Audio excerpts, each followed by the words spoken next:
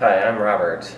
I have a subject that nobody wants to talk about. This subject is very confusing to everybody, and I'm here to give you information and knowledge of what's really going on, and there's many movements out there that they're still not being heard, and we have to get together to get this information to understand this, and that's why I'm here. The subject I'm talking about is courts and how they have been prosecuting teenagers for consensual sex with another teenager, like a 15 and a 17-year-old, and sending them to prison. There are numerous across America, and they are struggling to get their justice. I have stories of people suffering on the sex offender registry and how they're being mistreated by everybody, whether it's housing, neighbors, and the confusion of how everybody's grouped into one category. I'm not saying that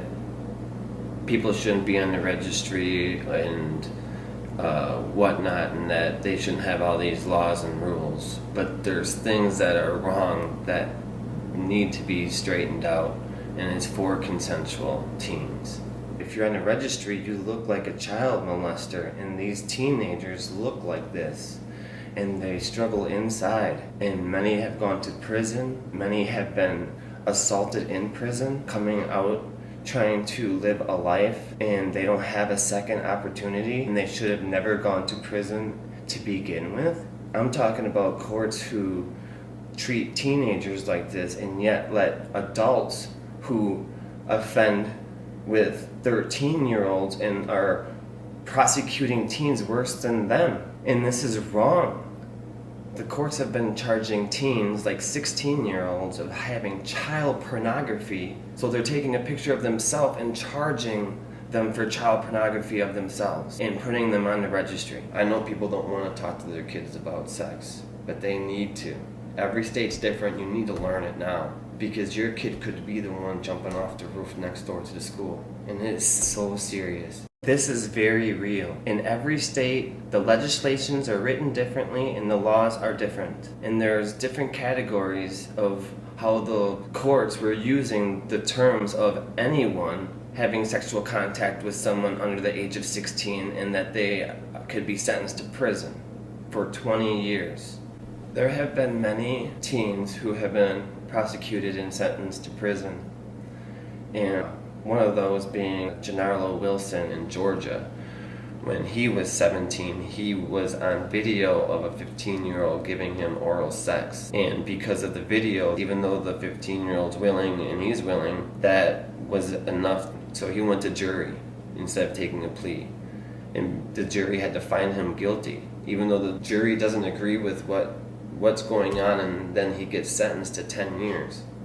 Because of the evidence of that video. In 2007, he was released for cruel, harsh, and unusual punishment. And his case is the case that started picking up the Romeo and Juliet bill.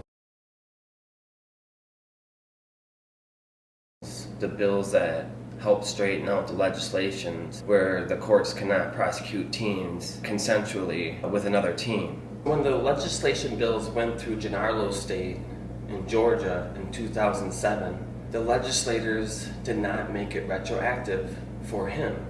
He was released from his appeal for cruel, harsh, and unusual punishment, which is my case, as I am one of those who were sentenced to prison.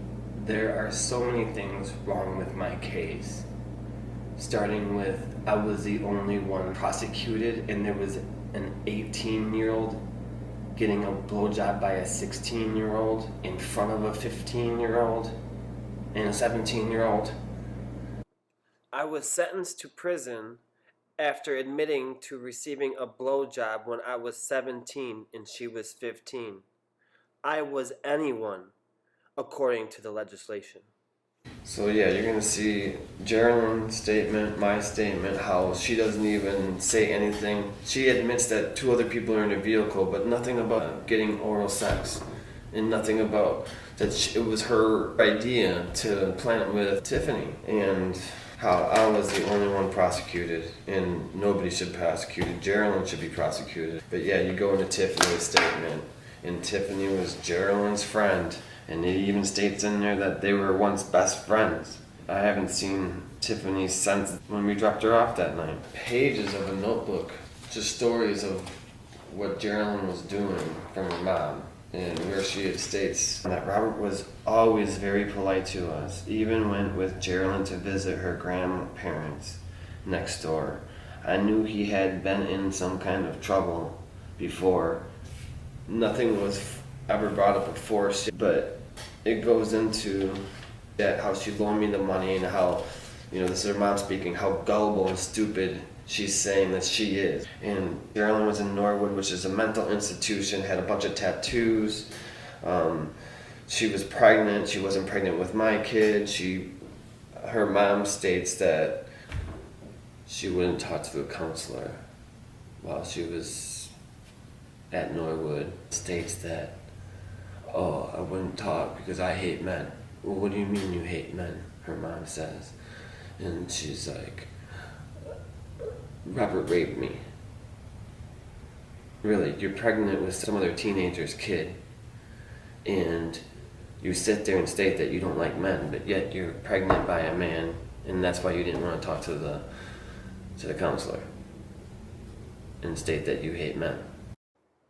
In a 17-page report from her mom, it states just 3 weeks prior to that she literally had 10 boys over at their house, and then they had left, and then she had actually taken off down the road to go meet up with 3 of them.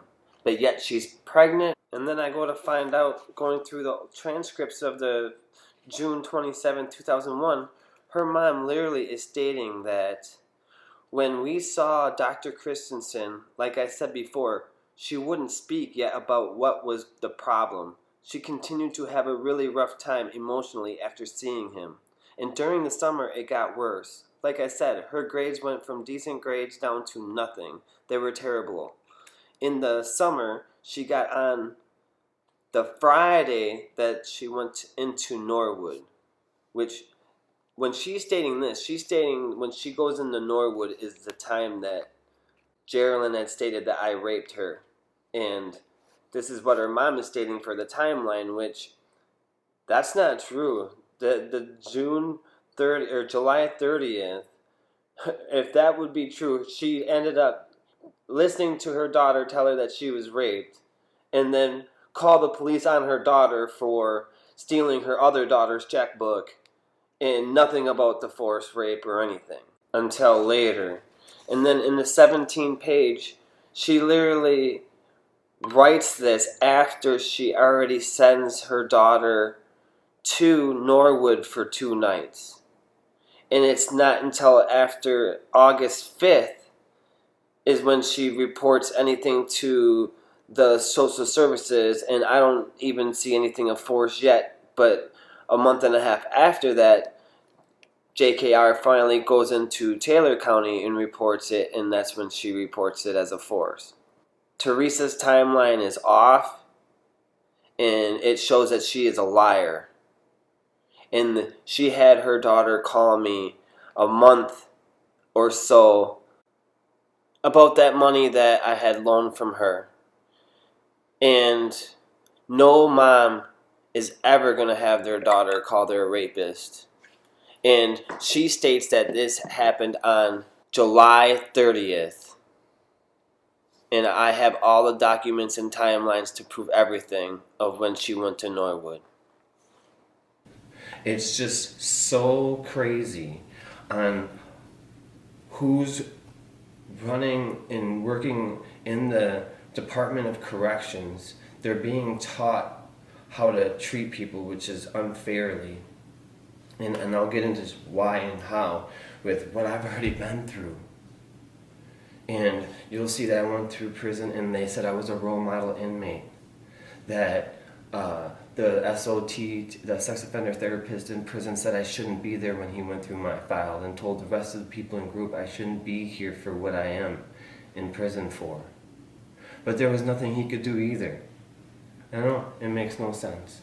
Then how they have numerous plea questionnaires not filled out correctly and filed, and documents that are not filed with the courts but use those, offering and then forcing me to take illegal plea agreements and then sentencing me to prison for 8 years, appealing my case in there, going to the Supreme Courts, not being able to do anything with that because of the legislation writing. And then finally I hear about the legislation in my state in 2017 when it came in. And then I even have through Facebook, when I used to have Facebook before they kicked all the convicted sex offenders off, so now I don't have Facebook, that from Governor Walker that they were making this retroactive for us. And then right before the bills are signed, they slipped out making it retroactive. It was all right before they did it. And then they slipped it out. They didn't even put it on the news. They actually did it discreetly, that they didn't even have it during a session, that they did it through basically an email voting or phone voting. And then because I'm not in custody anymore, that I can't appeal my case. And yet they haven't made it retroactive yet for me, because now the new bills came in to make it retroactive. The year later after Walker signed it, they just put those new bills in to make it retroactive. And then March of 2020 came with the corona, and the retroactive bills are just laying there unsigned, and they're still sitting there. I've emailed legislators and senators to reinstate them. They haven't yet. In June's right here around the corner, and that's when they do bills. And then they sign them in March. I shouldn't be waiting anymore. My lawyers filed for an illegal plea agreement. They did not file for cruel, harsh, and unusual punishment. And that's why I didn't get free. So my lawyers didn't do a good enough job again. I didn't hear of Gennarlo's case or the Romeo and Juliet bills until 2017. In 2014, I wanted to fight for my justice. When you go back to the appeals lawyer, I can't appeal my case because I'm not in custody anymore. I'm like, what? Wait, it makes no sense. So when I originally called him, he's like, it's really hard to reopen your case. You need new evidence. JKR's statement of, hey, she lied about the blowjob, and that's not new evidence, because that's not what I'm charged for. And I'm not on probation or parole. And he's like, well, why didn't I appeal this when I was on probation and parole? And I'm like, well, for one, I didn't have the money. Two, everybody I saw stand up got revoked. So when I did, here I am, and because I'm not in custody, but with going through everything and hearing about all these other movements and other people that's been, on the registry and shouldn't be, I'm hearing there's actually a legislation bill out there in other states that have adopted that if you're on the sex offender registry, you are in custody. So then I would be able to appeal my case from scratch.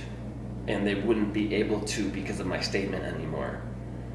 Because in my state, the legislation bills went through, even though they didn't make it retroactive for me either, that people cannot appeal their case because they're not in custody, and there's all these holes of trying to get our justice. So therefore, once that bill's in Wisconsin, then I can appeal my case, because and that's the way I want to go. I don't want to wait for the registry and for the new bills for me to get off the registry in the felony.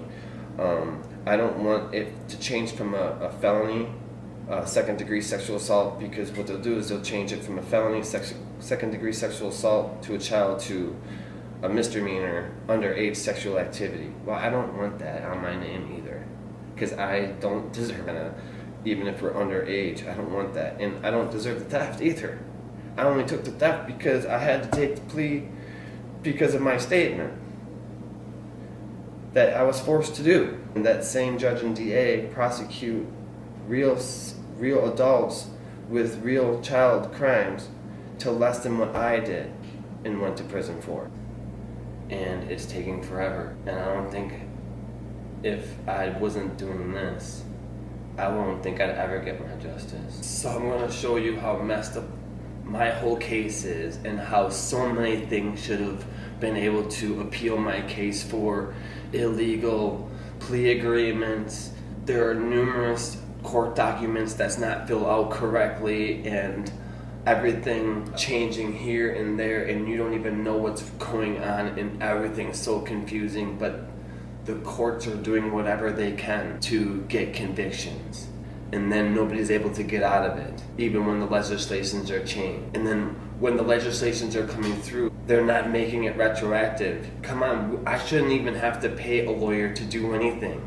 They should just get done automatically. It's their fault that when Gennarlo's case went through the legislation, that they didn't want to make it retroactive because they didn't want to open a floodgate. We'll open these floodgates because we don't deserve this.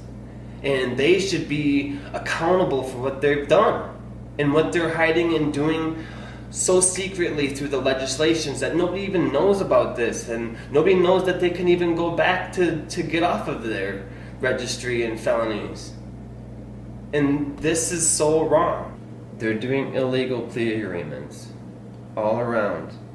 I want to talk about Brian Banks, the 16-year-old who went to prison because somebody had lied. And he went to prison and served his time, came out, did his parole, and then he was on the registry until the other 16-year-old female says the truth that they never had said. So when he goes to court, his lawyer says, hey, you need to take a plea agreement. The jury's not gonna go for you. They're gonna be all white jury, and that you're a big black football player and you're gonna be found guilty, that there's no chance for him. Take this agreement. He's fighting this, but he doesn't know what to do.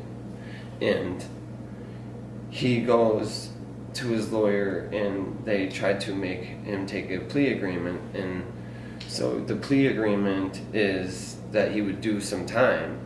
Also, when he went to take the plea agreement, the judge accepted his guilty plea but did not accept his plea agreement and just sentenced him to prison, 12 years.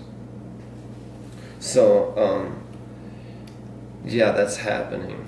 They have been making teenagers take plea bargains, which are illegal plea agreements, and then people are put on probation. A lot of them are being revoked for little things and then getting sentenced to prison or jail time, which both of them are underage. So when JKR, the 15-year-old, goes and makes a police report, they started questioning me about a gun theft. She had said that I had pulled over a cop and that I had a gun, so I didn't know, but my uncle had gone to the gun at some point to get it from the kitchen drawer with my dad, and the gun wasn't there. And they didn't ask anybody about the gun, they just reported it missing because Terry was actually going to court for some stuff that he had to, put things away like a gun and get rid of it. And after he reported it missing, I went and talked to him and I told him about what happened with the gun.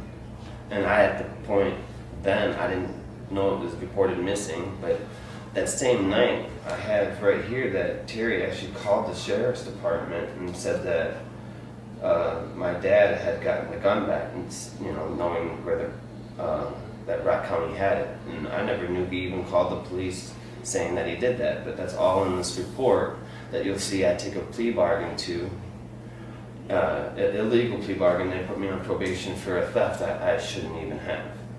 Here's another document, and it's from the DA to the detective after he files to charge me for the gun theft.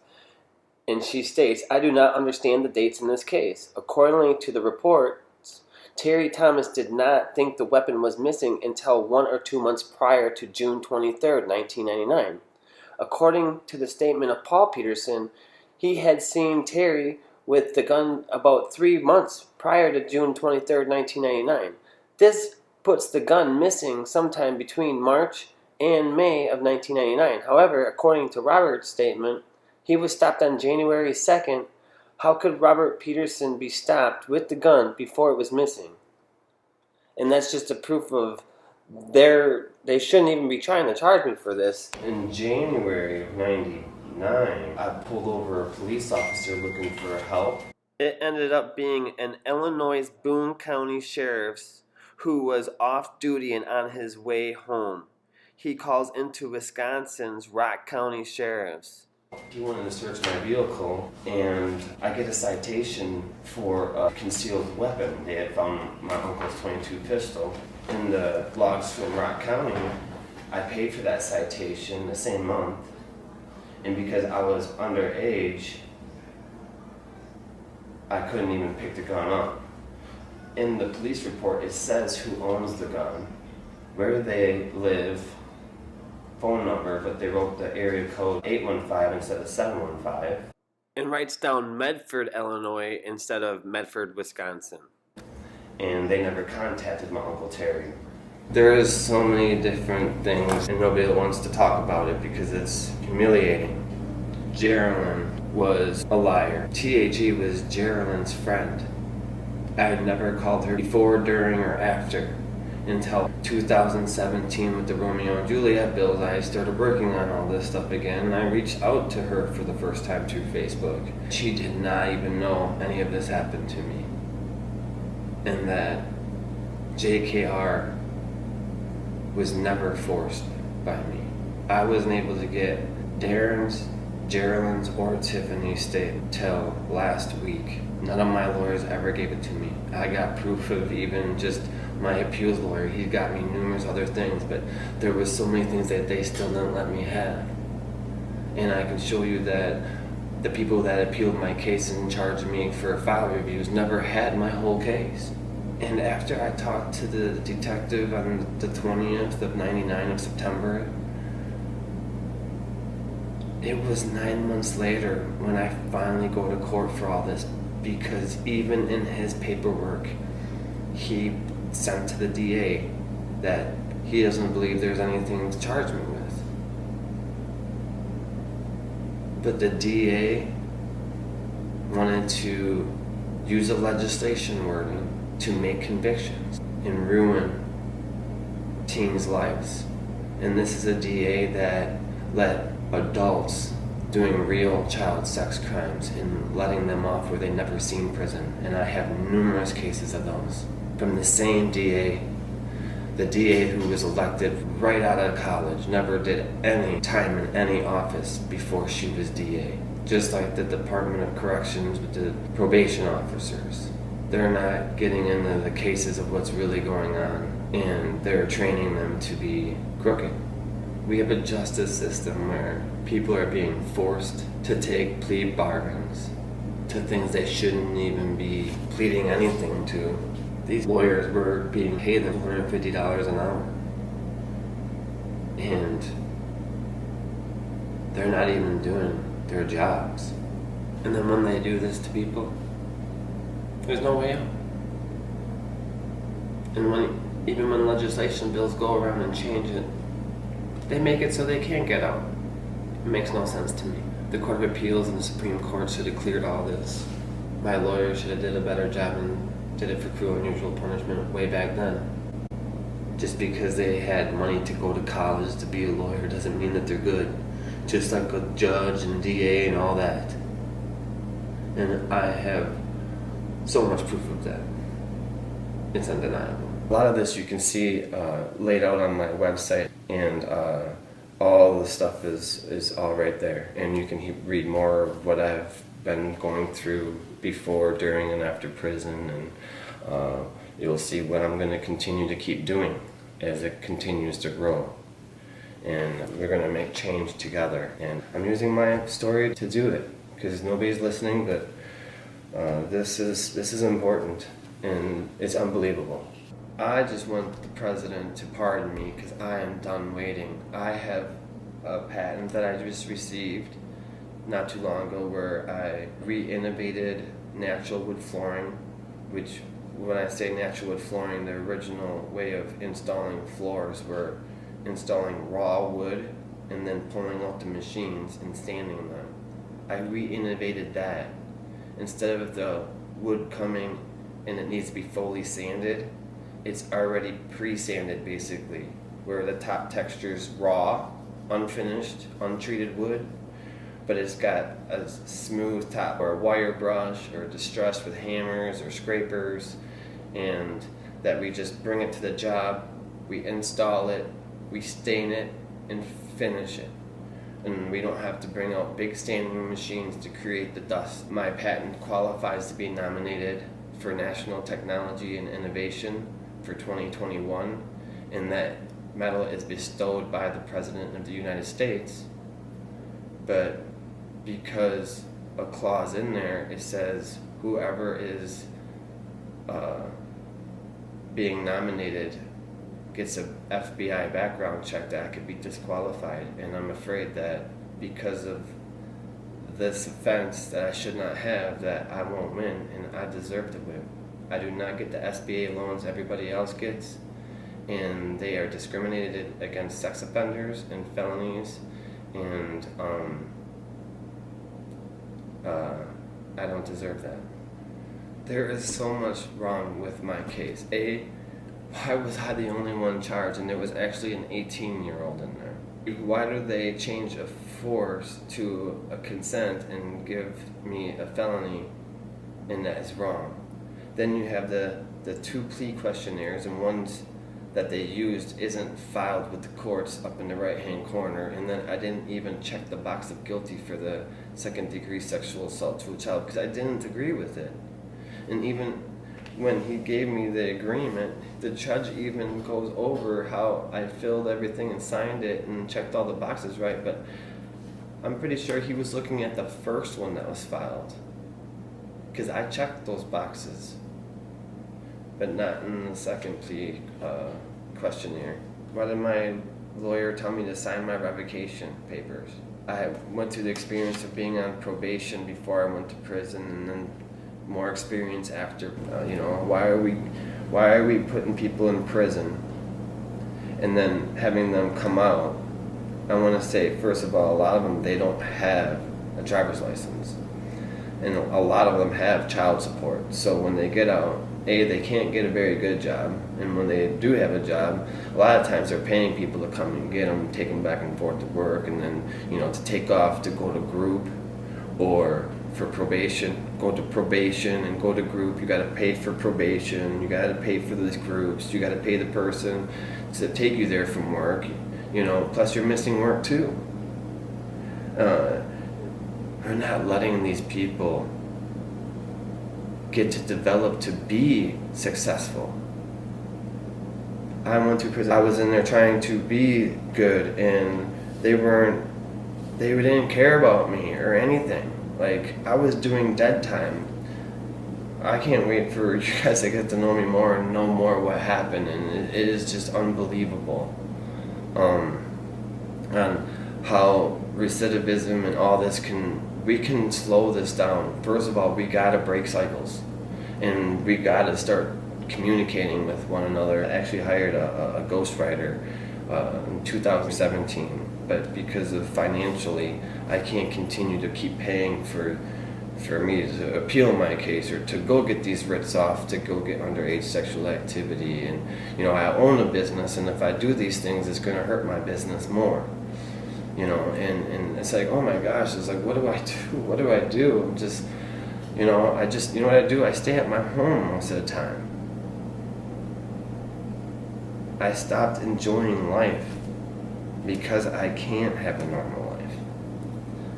And there's so many others like me. And they need to hear my voice because I'm speaking for them. Truly.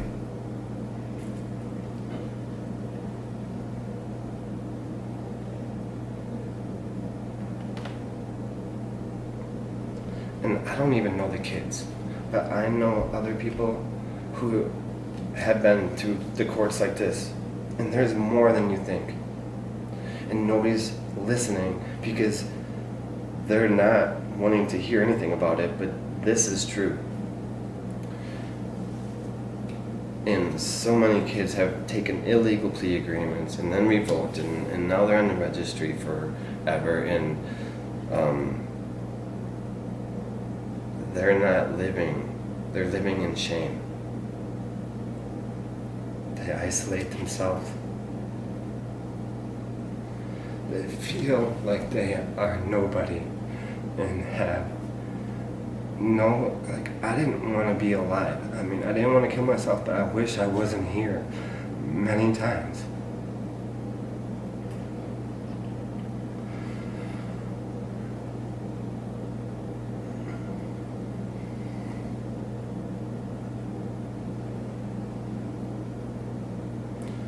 And I'm a good person, and so many of them are. And what sucks is a lot of them go to prison and they become in that cycle where they can't have that normal life. And I have the most normal life as a sex offender that you can have. I have a lot of successes, even though I don't feel it. But if you knew it, you would be like, wow, this guy did this and this and this. And through all of this, and I'm still here, and I'm still talking, and I'm not gonna stop talking anymore. I'm gonna keep talking. And when I get my pardon and get my justice, I want to help others, and it is important. It's unfortunate.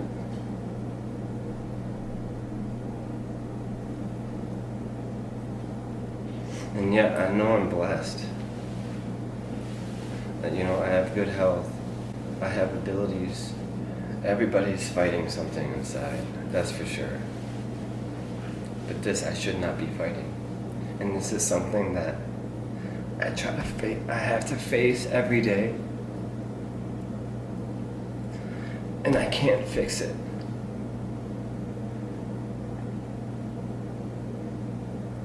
And I'm a person, when you have an issue or a problem, you fix it and you face it. Well, I face it, but there's nothing I can do because I've done it.